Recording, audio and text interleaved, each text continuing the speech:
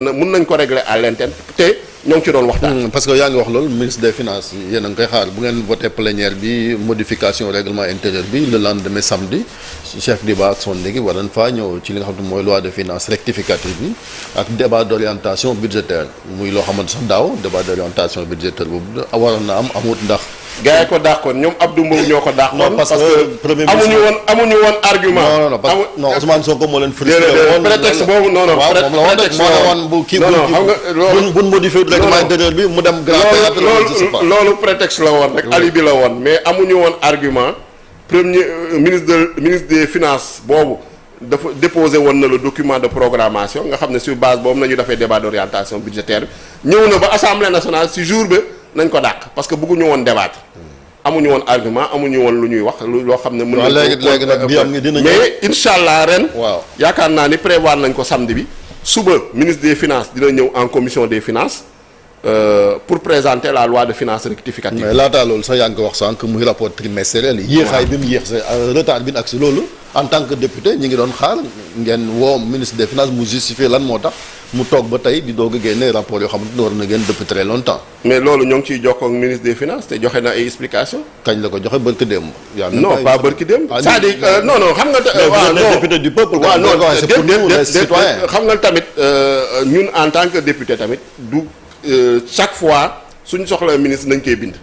des fois mën nga interpeller directement un ministre yi ils sont accessibles mën nga leen interpeller directement ñu jox la seen réponse yow nga partagé ko maintenant nag après la réponse officielle effectivement on les encourage toujours ñuy présenter ñuy publier di communiquer te yaakaar naa ni communiquer na te lu mu communiquer yenu na maanaam mooy maanaam ñëpp xam nañ ni situation bu fi nekk depuis février 2025 Cour des comptes génnee rapport audit yi wane ni chiffres yu bëri ñu doon publier ci rapport état yi surtout rapport yoo xam ne dafa doon jógee ministre des finances c'est de faux chiffres ñoom nag dañu ne bi yoon nañu jël seen motuwaay pour chiffre bu ñu publier day nekk chiffre boo xam ne day méngoo ak réalité bi. day nekk loo xam ne lu transparent la lu dëggu la. ba tax ñàkk te dinañ jël en compte les recommandations du rapport de la Cour des comptes de février 2025. yaakaar naa ni. bi yoon def nañ ko loolu moo indi rapport bi. ci dernier rapport trimestriel 2024 ak premier rapport trimestriel 2025. léegi ban considération ngay def justement sur ce rapport là mën nañoo jël sax bu premier trimestre. non pour premier trimestre 2025 yaakaar naa ni loolu. wane na orientation politique gouvernement bi parce que politique gouvernement bi lu mu wax fexe daf une discipline maanaam yar suñu bopp ci wàllum dépense bañ a dépenser ci n'importe comment. dépense bu ñu war a génnee rek wàññeekul day nekk dépense yoo xam ne day justifié day nekk ay dépenses yoo xam ne day doon ay dépenses justifié wu day doon ay dépenses yoo xam ne dañ ko teg ci lu leer wax tamit recettes yi naka la ñuy góorgóorloo ba yokk recettes yi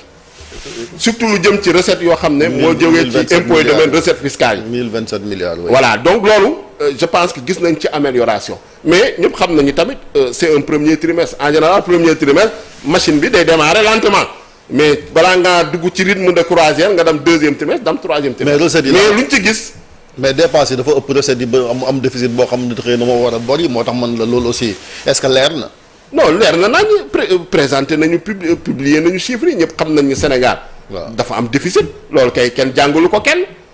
loolu déficit luy déficit mooy sa dépense yi. lu nga xayma ci dépense moo ëpp lu ngay am ci recette. après lu ci des da ngay dem wuti foo ko financer soit nga financer ko par des emprunts soit nga financer ko sur le marché soit nga financer ko par l'épargne loolu moo am ci dëkk yëpp déficit budgétaire maintenant déficit budgétaire lu ñu ci wax dañ ko war a maîtriser loolu mooy objectif maîtrise des déficits budgétaires par exemple UEMOA dafa ne 3% ñun yegguñu foofu mais fexe nañu ñoo ngi réduire le déficit budgétaire loolu ñoo ngi ci teg ay jéego di appliquer lépp lu nga xam ne recommandation. mais dañoo gis ne en tout cas wàññeeku amul ci terrain de vie état bi maanaam fonctionnement bi nga xamante moom moo am ba sax on parle d'investissement yi gis nga li nga xamante ne ni presque 2 milliards la alors que ñoom Macky Sall bi ni dem yóbbu nañu ko ba 20 milliards te loolu day am impact quand même ci. waaw mais xam nga kuy dem lan moo tax loolu. non xam nga loolu laa wax. il faut pas comparer ce qui n'est pas comparable. comparaison n'est pas raison. maanaam tey sooy comparer da ngay comparer non sooy comparer. da ngay comparer à des périodes par exemple sooy comparer tey rapport trimestriel d'exécution budgétaire da nga koy comparer ak premier rapport trimestriel d'exécution budgétaire bu 2024 pas bu sortie bi parce que ñëpp xam nañ ni en début d'année mbir yi ça démarre lentement te ñëpp xam nañ jafe-jafe yu nga xam ne gouvernement bi fekk na fi notamment avec la publication du rapport de la Cour des comptes en février 2025 milliers de milliards yoo xam ne ñoo ngi ko doon àbb te ñun assemblée nationale yëguñ ci dara te loolu yaakaar naa ni avec le nouveau gouvernement nee na loolu mënatul am maanaam mënatoo àbb dërëm te jaarul assemblée nationale autorisation parlementaire mënatoo dem ci banques yi di leb banques yi dafa am ci intérêt ñu koy jël di ci comp ci budget état bi ñu leen di fay te assemblée nationale yëgu ko wala feeñul ci budget bi donc transparence budgétaire nañu jiital. mais bu ñu gisee ay masse salariale bu yokk ayib te nga ni daaw xam nga débat bi fi juddoon te yow sax bokkoon nga ñi ko doon jiite mooy bi ñu dissoudre ñaari institution yooyu muy au conseil des collectivités territoriales ak conseil économique social environnemental. mais masse salariale. loolu c'était pour sakkanal nga ne wax yaxandal. waaw gis nañ ni en tout cas état bi ni muy dundee. mais xaalis boobu ñuy yaxanal. waaw dañ ko réutiliser waat pour n'est-ce pas recruter 2000 enseignants ci loolu nañ ko diriger waat. 15 milliards du yaxanal pour yaxanal parce que état tamit état nekkul rentier.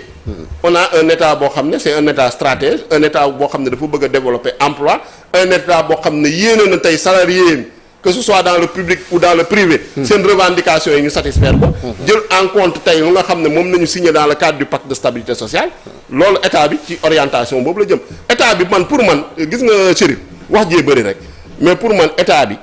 dañ leen war a féliciter encourager leen parce que lu ñu fi fekk moo doy waar. tey suñu la nee sa dëkk am na de 4000 milliards wala 5000 milliards yoo xam ne leb nañ ko te kenn yëgu ko woon yow nga fexe ba di fay salaire yi nga fexe ba di fay charge yi nga fexe ba di fonctionner loo état bi lépp luy approvisionnement dara manqué wul. mais chantier mbir yi di dox mais investissement bu amut. chantier investissement mais nag mais déggoo la xam nga tamit tey loi de finances rectificative looloo ko tax a jóg dañ fi fekk ay bor. est-ce que xam nga ni si loi de finances rectificative bi état prévoir na ci 500 milliards pour fay bor yi. dans le cadre du plan de relance à court terme de l'économie sénégalaise des secteurs productifs. te parce que gouvernement bi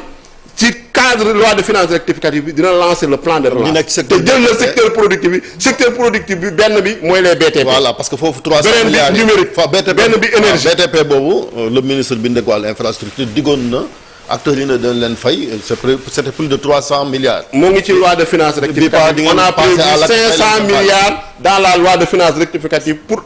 éponger les arriérés mu ngi ci 500 milliards laa la wax. juróom téeméeru milliards mu ngi ci loi de finances rectificative parce que mënuñoo relancer sans pour autant nga fay ay bor. parce que tey entreprise yi ñoo ngi ci jafe-jafe. loolu ñëpp xam nañ ko entreprise notamment les entreprises de BTP parce que ñun en tant que parlementaire des fois dañuy saisir sénégalais yëpp ñuy saisir du secteur privé de la société civile de l'informel ku nekk du ñu wax say jafe-jafe ñu koy remonter au gouvernement mais entreprise yooyu ñoo ngi ci jafe-jafe te bor bi nga xam ne depuis ancien régime bi parce que ñooñu dañu doon leb rek di engager ay dépenses yoo xam ne amul couverture budgétaire soo engagé mais lu leen taxoon jóg mooy daf di signer ay marché peut-être di jël ay commission raison boobu rek laa mën a gis parce que nooy mën a engagé dépense boo xam ne amul couverture budgétaire mooy maanaam budget prévoir nañ ko ci budget. waaw nee nga relance jaarul ci autorisation. waaw wax nga lu am solo muy relance bi économie parce que ñu ngi koy xaar relance boobu mais buñ bloqué chantier yi nga xamante ni mooy chantier état bi aussi du day contradictoire ak volonté de relance de l'économie du Sénégal surtout situation finance publique yi ni mu mel. non xam nga suñu nee relance mooy tout ce qui est chantier yoo xam ne taxawoon na chantier yi lu tax ñu taxawoon. ñenn ñi chantier yu bëri dañ ko am na yu bëri yoo xam ne surfacturation la te gouvernement bii dafa ne jubal jubanti du fekk loo xam ne lii dañ ko surfacturé muy continuer moom mu xam ko mu bëgg a continuer contrat boobu donc contrat yu bëri dañ leen renégocier. mais waroon na renégocier ku surfacturé. maintenant yenn chantier yi. waaw foofu surfacturation ku ko def da ngaa jalgati yoon loolu dañ la war a sanctionner mais boo renégocier yéen a ngi cautionner lu garaaw kon. non xam nga tamit am na loo xam ne ñoo peut-être ay entreprises yu nekkoon dans un contexte différent di ko jëflanteel ñoo xam ne peut-être jubuñu woon ku def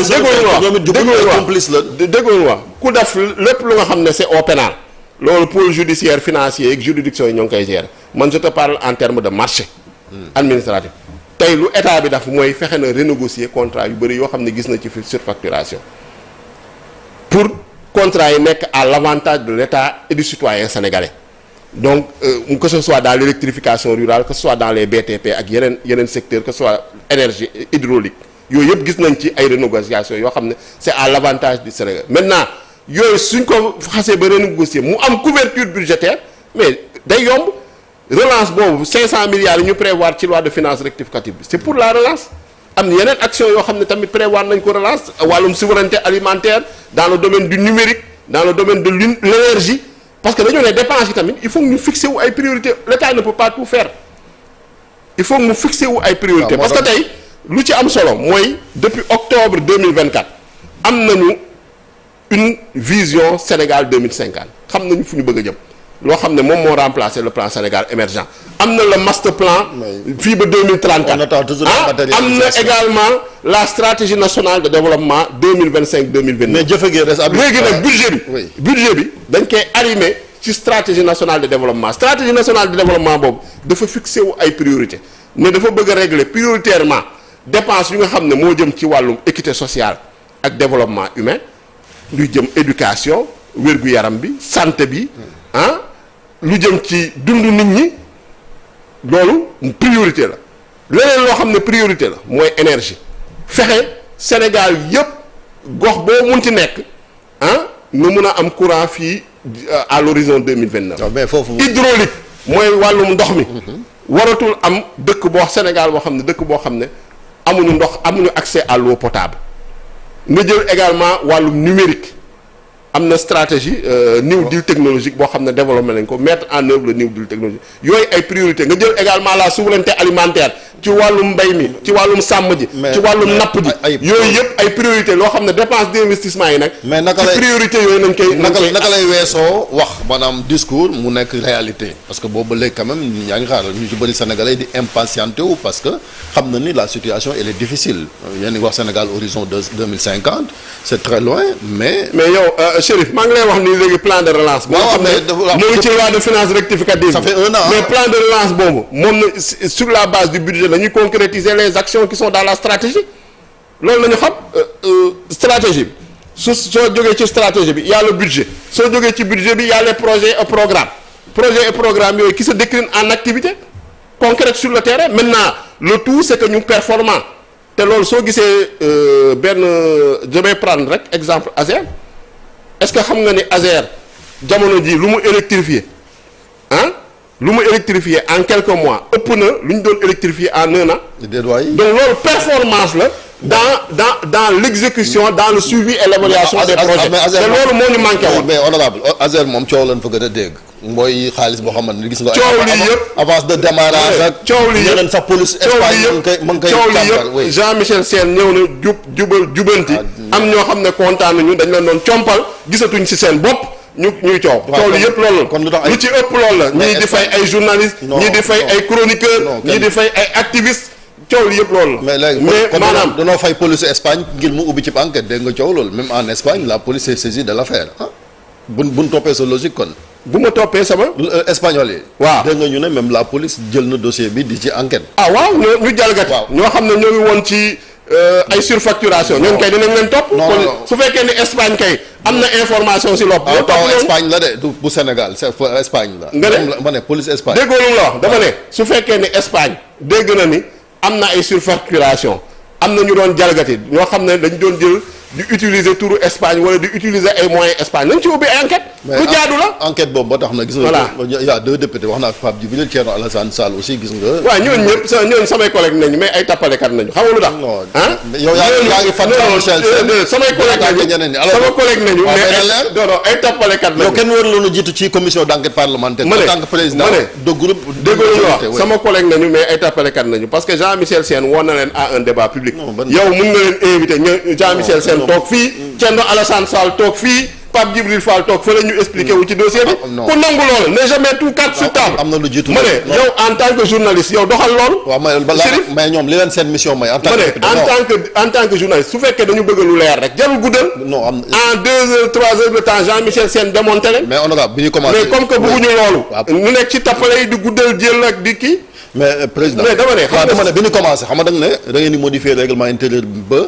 léegi sax député bi mën na convoquer le exécutif mu ñëw donc li gën a gaaw kay mooy bu ngeen modifier seen règlement bopp lui en tant que directeur général. waaw loolu laa il n'a qu'à venir en commission ñu interroger comme on le voit dans les grandes démocraties. dama ne loolu sax guddal jël la parce que moom ci boppam moom moo ne il est prêt à un débat public. xam loolu il est prêt à un débat public moom Jean-Michel Sène mais woo leen ne leen kaay leen ñu débattre man indi samay argument balaa sax may ñëw sax naa leen fournir documents yi ngeen am documentation yi mais nañ ko nangu loolu ñoom opportunité pour ñoom la parce que ñoo ngi wax ci mbir boo xam ne depuis bu ñu ciy wax saa ñu ci waxee ñu tontu leen démonter leen mais marché boobu moo ngi dox ñoo ngi électrifier village yi soo demee tey région de Sédhiou wala nga dem région de Tambacounda région de Kolda loolu mooy l'essentiel lu ci des yëpp ay wax la l'essentiel corps de contrôle yi nag. mais ASER si seen champ de contrôle la bokk. d'accord suñu jotee pour contrôler nañ ko contrôler rapport audit su génnee dina leer. waaw premier ministre day kii forum Davos bi dina ci participer depuis.